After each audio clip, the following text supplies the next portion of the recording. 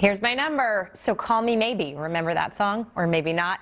Many Gen Zers are too scared to talk on the phone because they've spent most of their lives texting. Here with me now is the phone lady who charges big bucks to train the young generation to get over their phone phobia.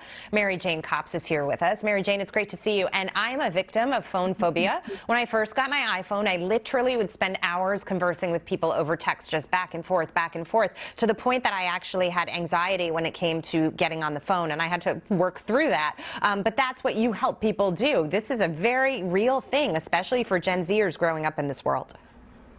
It is a real thing, and we put it on Gen Z, but it goes across all generations that because we have spent so much time talking with our thumbs and on screens that we are either anxious or phobic or uncomfortable with phone conversation. And what can you do to help somebody with this? How do you break the behavior? I'm training a little puppy right now, so I'm all about breaking the bad habits. And I'm wondering what it is you tell people to do, or how you guide them to say, stop the texting, step away from the phone and think about having a real conversation. Well, it depends what they see as their biggest fear. So one particular story with a young woman who was really succeeding in a customer service role, but really was feeling anxious every time the phone rang. We dug down and discovered that she was uncomfortable with not being able to structure the conversation. Mm-hmm. She preferred if they left a message and she called them back and had complete control. That's interesting. Yeah, in that case, I taught her to listen to what the customer wanted and then create an agenda at the beginning of the call. And that was it. That was all she needed, was to understand that you could do that on a call. So I have friends who are on the dating apps, and they will say that sometimes before they're going to meet somebody, the person will say, why don't we have a quick call to see if we're more compatible after some brief texting.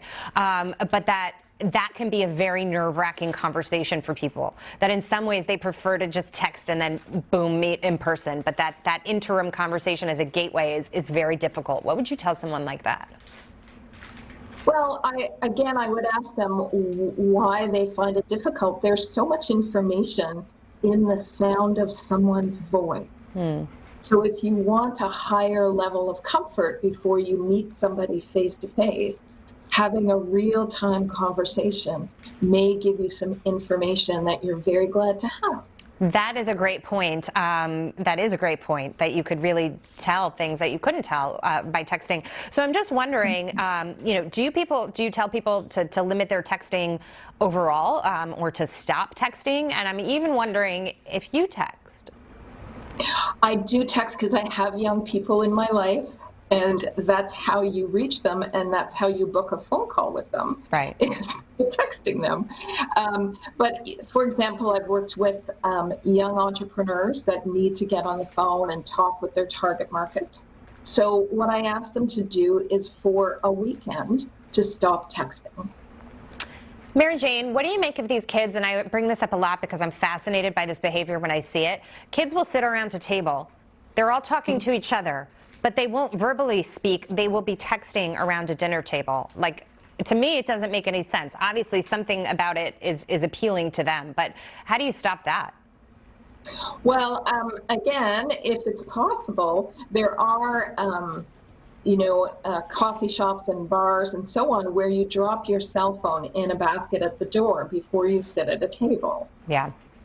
There are households where our phones and our tablets are not allowed at the dinner table. So it's up to us to make that shift. Speaking of phones.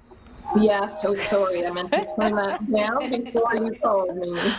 That's okay, Mary Jane. We are out of time, but that's a great tip about the phone basket, especially around the holiday time, to remind people to be present, right, and put the phone away and engage with those around you. But great to see you, and thank you so much for giving us some advice with this. It's tough. Thank you, Jackie. Happy New Year.